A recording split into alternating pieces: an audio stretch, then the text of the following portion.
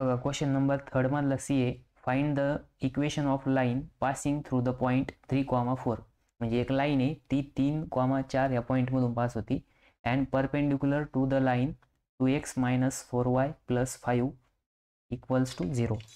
म्हणजे काय की या लाईनला ती लाईन परपेंडिक्युलर आहे आणि 3,4 या पॉईंटमधून काय होती ती पास होती.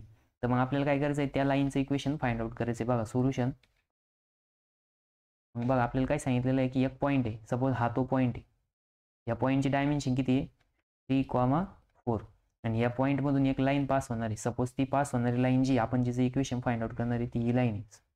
ठीक आहे, हा तो पॉईंट आहे आणि या पॉईंटमधून जी इक्वेशन पास जी लाईन पास होणार आहे त्या लाईनला एक परपेंडिक्युलर लाईन आहे. तर ती जी परपेंडिक्युलर लाईन आहे ती सपोज ही कन्सिडर करू आपण. ठीक आहे, यांच्यामध्ये काय आहे परपेंडिक्युलर आहे. परपेंडिक्युलर म्हणजे इथं 90 डिग्रीचा अँगल आहे. किती 90 डिग्री.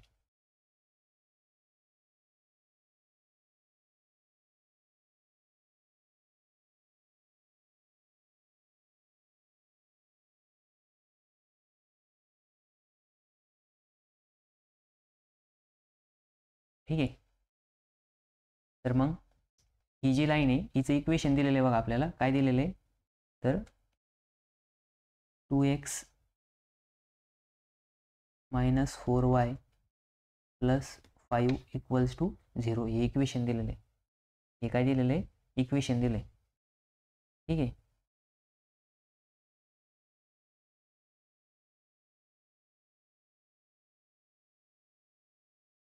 2x - 4y + 5 = 0. मग बघा आता आपल्याला ही जी ग्रीन लाईन आहे या लाईनचं इक्वेशन फाइंड आउट करायचं आहे. तर मग कसं लिहायचं इथं गिवन. बघा गिवन इक्वेशन कोणतं दिलं आहे 2x - 4y + 5 = 0. ठीक आहे, आपल्याला इक्वेशन दिलं आहे. मग आता बघा ही जी लाईन आहे ही ax + by + c या फॉर्मॅटमध्ये आपण जर याच्यासोबत जर कम्पेअर केलं तर जो m1 जो स्लोप राहतो बघा आपला slope m1 = -a/b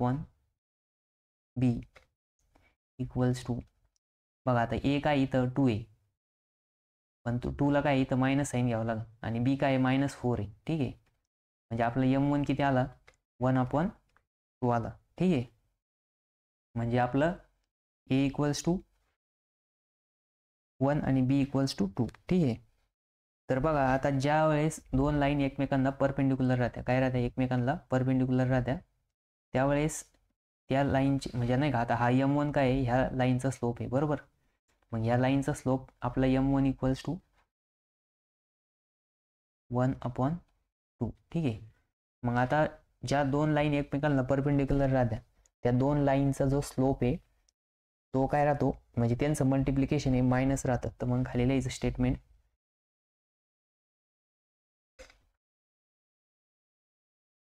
slope of a line perpendicular to given line मग बघा दोन लाईनचे जे म्हणजे ज्या दोन लाईन एकमेकांना परपेंडिक्युलर राहतात त्यांचा जो स्लोप राहतो तो कसा त्यांचं मल्टिप्लिकेशन जर केलं तर आपल्याला -1 भेटतं. मग बघा हा m1 ह्या लाईनचा स्लोप आहे आणि m2 जी आपण लाईन फाइंड आउट करणार आहे तिचा स्लोप आहे = -1. मग बघा आपल्याकडं m1 आहे, m1 किती आपल्याकडं m1 भेटला बघा 1/2. ठीक आहे, m1 किती भेटला आपल्याला 1/2. मग आपण जर याच्यामध्ये पुट केलं म्हणून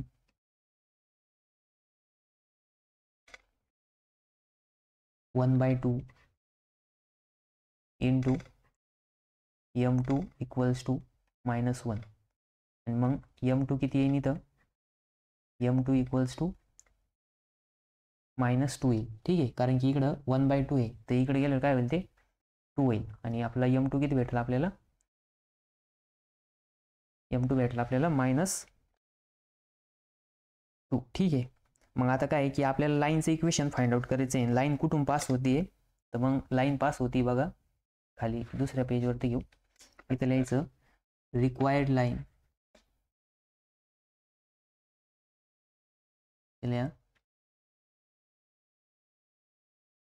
रिक्वायर्ड लाईन पासिंग थ्रू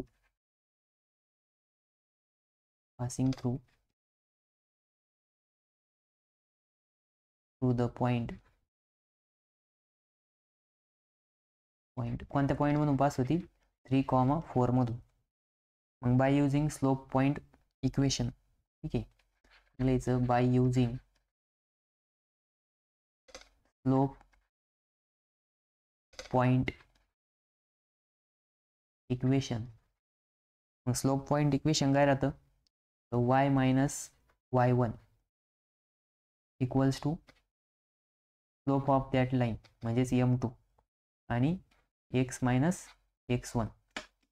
मग बघा आता इथं आपल्याला y1 आणि x1 म्हणजेच काय आहे, इथं लिहून घ्या वाटलं तर x1 y1 हे काय दिलेले आपल्याला 3,4, कारण की ह्या लाईनमधून ते पास होणार, ह्या पॉईंटमधून ती लाईन पास होणार आहे म्हणून. मग याच्यामध्ये पुट करायचं y मायनस 4 इक्वल्स टू -2 ब्रॅकेटमध्ये x मायनस 3. ठीक आहे, मग काय करायचं y मायनस 4 इक्वल्स टू हा -2 मल्टिप्लाय करायचं -2x मायनस इंटू मायनस काय होईल प्लस होईल 3 दुने 6. ठीक आहे, मग बघा आता याचं काय येतं, आपण जर इकडे घेतलं तर 2x काय होईल प्लस होईल 2x प्लस y आणि हा इकडे काय होईल -4 - 6 इक्वल्स टू 0.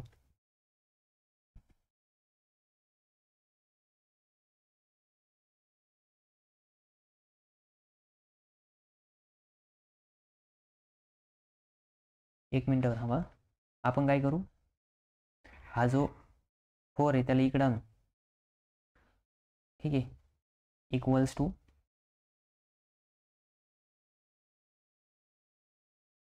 6 minus 6 plus 4. ठीक आहे, मग काय होईल 2x plus y equals to 10 होईल. बरोबर,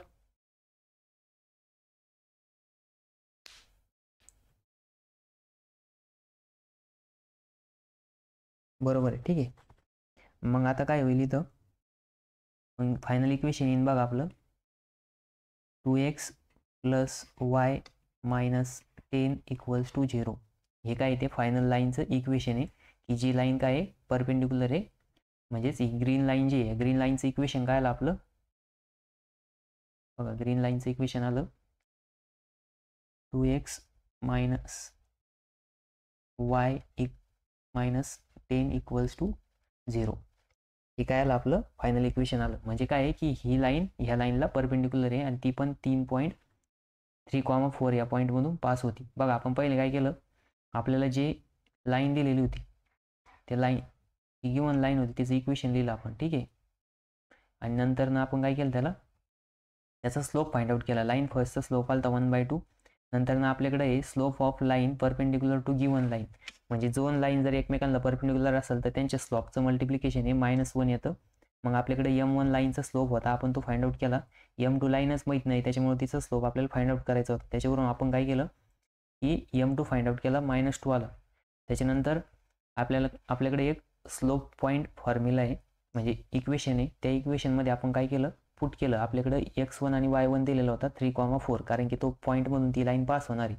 आणि मग त्याच्यावरून आपण त्या लाईनचं इक्वेशन काय केलं फाइंड आउट केलं. त्याच्यामध्ये स्लोप पण पुट करावा लागतो, तो स्लोप पण आपण इथं पुट केला. ठीक आहे, हे 4 मार्कसाठी आलेलं होतं.